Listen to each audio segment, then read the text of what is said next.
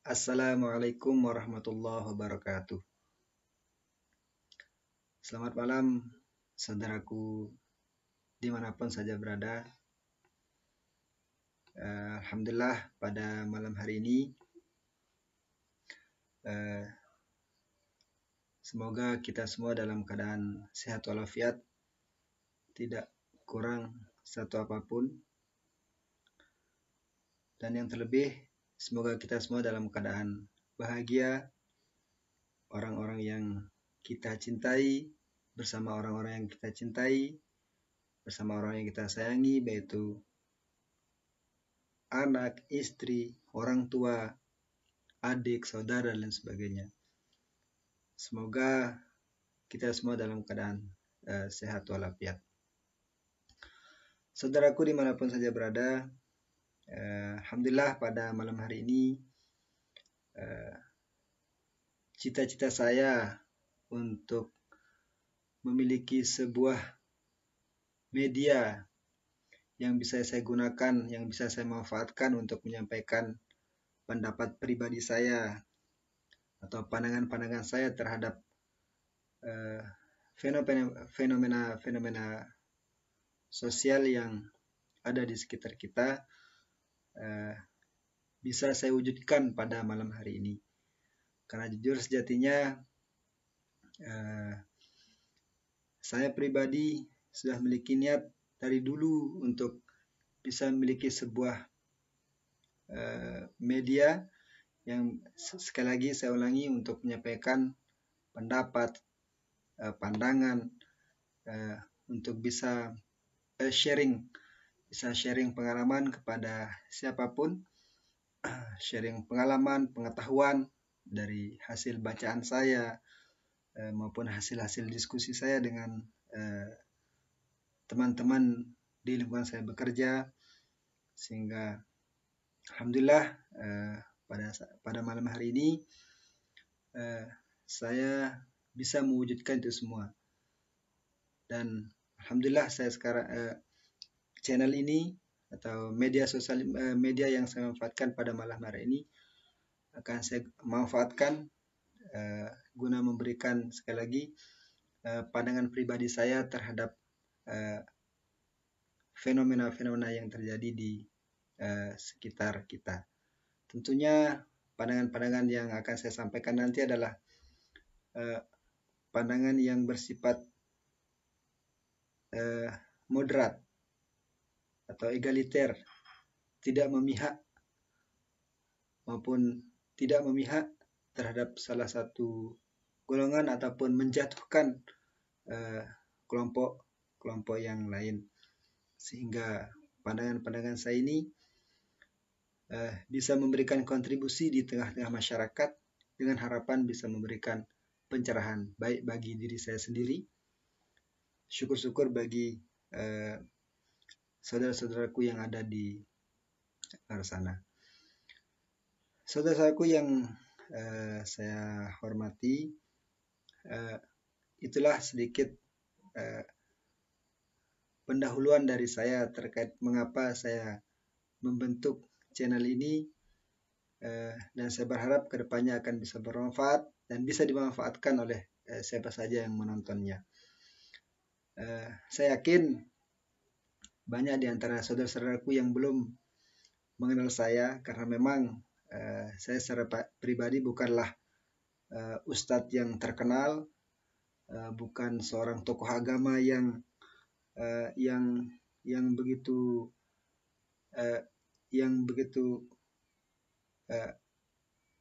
bukan tokoh agama ya, bukan seorang yang ditokohkan, baik itu dalam berbagai hal, sehingga perlu kiranya pada kesempatan ini saya juga memperkenalkan diri agar bagi saudara-saudaraku yang belum tahu siapa saya bisa mengetahui, bisa tahu dan bisa kenal lebih dalam, dan syukur-syukur suatu saat kita bisa berdiskusi untuk sekedar sharing informasi, ataupun saling memberikan pandangan atau saling memberikan pandangan, pendapat dan lain sebagainya, sehingga apa yang terjadi di sekitar kita, misalnya itu adalah suatu masalah, bisa kita selesaikan bersama dengan cara damai, dengan cara seksama, dengan cara-cara yang elegan, yang sesuai dengan kepakaran kita masing-masing. Saudara-saudaraku yang saya hormati, perkenalkan, nama saya Syahrizal Pahlawi. Saat ini berprofesi sebagai tenaga pendidik. Alhamdulillah, saat ini saya bekerja sebagai tenaga pendidik di salah satu SMK swasta yang ada di Kabupaten Lombok Tengah, namanya SMK Anak Bangsa, yang berdiri pada tahun 2015 sampai saat ini.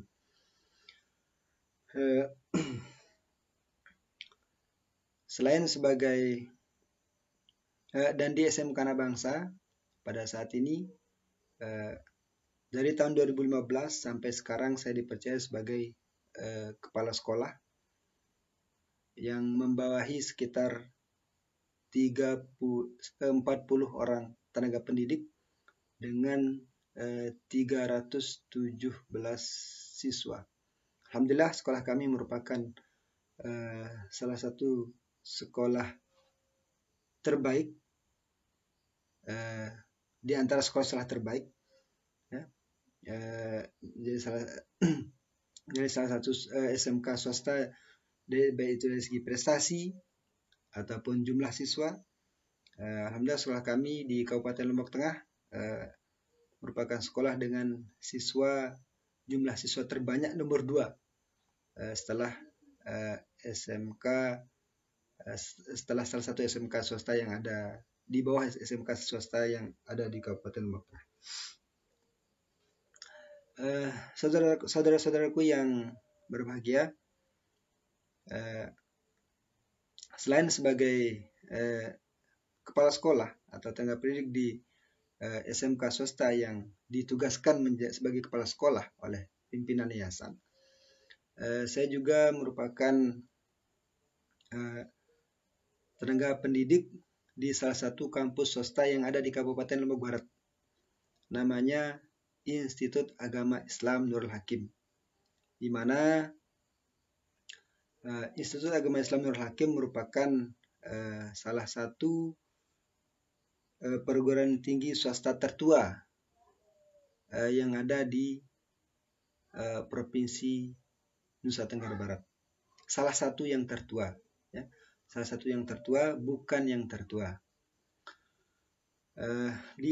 Saya bergabung di Institut Agama Islam Nurul Hakim sejak tahun 2016 sampai dengan saat ini.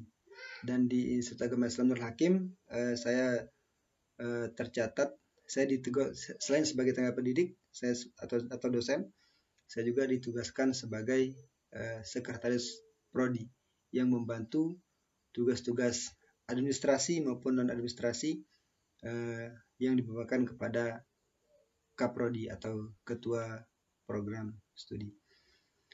Itu sedikit dari segi pendidikan. Alhamdulillah, dari segi pendidikan, alhamdulillah, pada tahun 2011 saya menamatkan sarjana strata 1 saya di Institut Agama Islam Negeri Mataram, masuk pada tahun ajaran 2007-2008 dan wisuda pada tahun akademik 2010-2011. Saya menyelesaikan program strata 1 saya persis selama 5 tahun. Setelah selesai menamatkan strata 1 saya pada tahun 2012 saya melanjutkan pendidikan saya ke jenjang S2 atau pasca sarjana di Universitas Islam Negeri Sunan Kalijaga, Yogyakarta. Masuk pada tahun akademik 2012-2013 dan wisuda pada tahun 2013-2014. Alhamdulillah saya berhasil menyelesaikan pendidikan pasca sarjana saya selama kurang lebih 18 bulan. Artinya kurang dari 2 tahun. Dan itu yang selanjutnya untuk pendidikan S3, alhamdulillah pada saat ini saya sedang melanjutkan program S3 saya di Universitas Islam Negeri Mataram. Pada tahun saya mulai belajar pada tahun akademik 2022-2023. Saya berharap saudaraku di luar sana saya mohon doa saudara-saudaraku yang menonton channel ini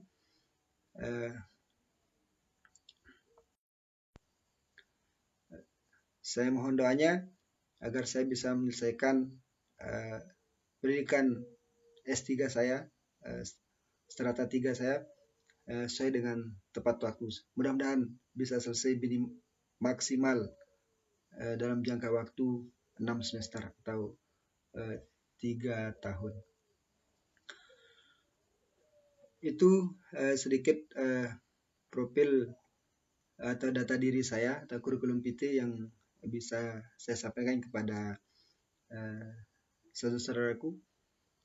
Misalkan ada pertanyaan atau saran dan sebagainya, bisa disampaikan di kolom komentar. Saudara-saudaraku yang saya hormati, seperti yang saya sampaikan di awal tadi bahwa channel ini saya buat dalam rangka dengan tujuan untuk memberikan untuk membahas permasalahan-permasalahan atau bisa juga permasalahan-permasalahan up to date atau permasalahan atau kasus yang ada di sekitar kita, terutama berhubung karena latar belakang saya adalah pendidikan, dalam hal ini pendidikan Islam. Saya lupa menyampaikan tadi di profil pendidikan saya bahwa dari sejak S1 sampai S2 bahkan sampai S3 saya mengambil konsentrasi pendidikan agama Islam. Artinya linearitas keilmuan saya linear dari jenjang strata 1 sampai dengan strata 3. Artinya dengan melihat background pendidikan saya itu, saudaraku bisa mendapatkan sedikit gambaran bahwa di dalam channel ini nanti akan lebih banyak saya akan menyinggung masalah-masalah pendidikan, ya.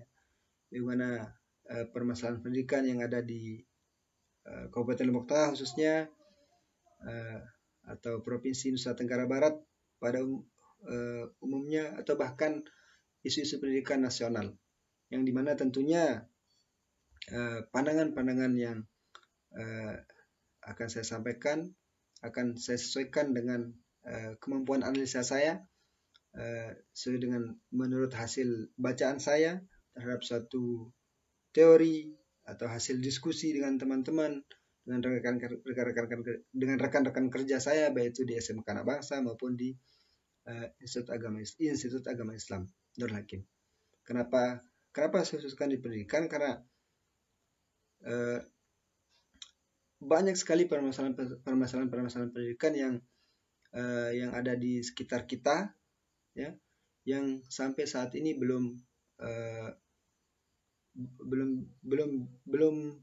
mampu diselesaikan secara maksimal oleh para pemangku kebijakan yang ada di daerah kita.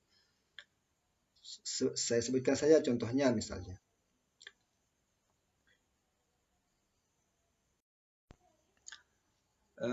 permasalahan pernikahan dini yang dari tahun ke tahun yang dari tahun ke tahun masih saja terjadi, bahkan presentasinya semakin meningkat di kalangan para pelajar, baik itu dari jenjang pendidikan dasar sampai dengan pendidikan menengah.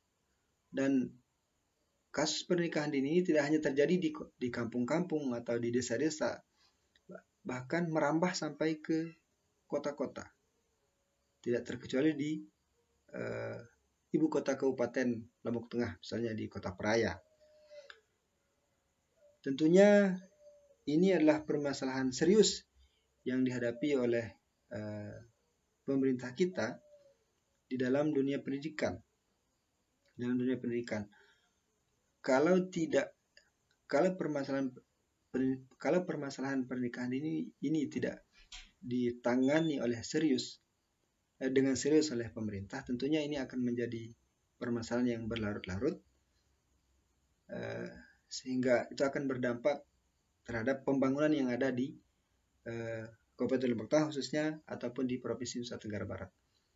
Ini terbukti bahwa tingkat indeks pembangunan manusia di Provinsi Nusa Tenggara Barat itu masih berada di urutan terbawah, belum mampu menyentuh 10 besar misalnya dari 34 provinsi. Sekali lagi saya sampaikan bahwa tapi alhamdulillah dari segi kebijakan pemerintah kita, pemerintah daerah ya, melalui anggota dewan, melalui Dewan Perwakilan Rakyat tingkat 1 telah membuat perda yang melarang pernikahan dini, peraturan daerah. Begitu juga dengan di masing-masing desa untuk mencegah pernikahan dini dibentuk peraturan desa, ya, perdes, agar bagaimana pernikahan dini ini bisa diselesaikan dan tidak menjadi permasalahan yang berlarut-larut yang terjadi di lembaga di dunia pendidikan kita. Tentunya itu adalah salah satu contoh yang akan kita bahas, salah satu contoh yang akan saya bahas di dalam channel ini, ya, terkait dengan permasalahan pendidikan, dan masih banyak permasalahan pendidikan lainnya yang mungkin bisa kita diskusikan bersama. Untuk sekedar saudara-saudaraku yang saya hormati, sekedar pembukaan saja mungkin, dan untuk lebih mendalamnya nanti kita akan membahas permasalahan tersebut di kesempatan yang lain. Saya berharap saudaraku mau menonton channel ini guna saling memberikan pemahaman, saling memberikan bahkan kritik, saran mungkin bagaimana untuk perbaikan channel ini ke depannya, sehingga channel ini bisa bermanfaat untuk kita semua, untuk saya pribadi khususnya maupun untuk masyarakat Kabupaten Lombok Tengah pada umumnya, bahkan Provinsi Nusa Tenggara Barat. Mungkin hanya ini yang bisa saya sampaikan. Insyaallah kita ketemu di lain kesempatan. Sekian, wassalamualaikum warahmatullahi wabarakatuh.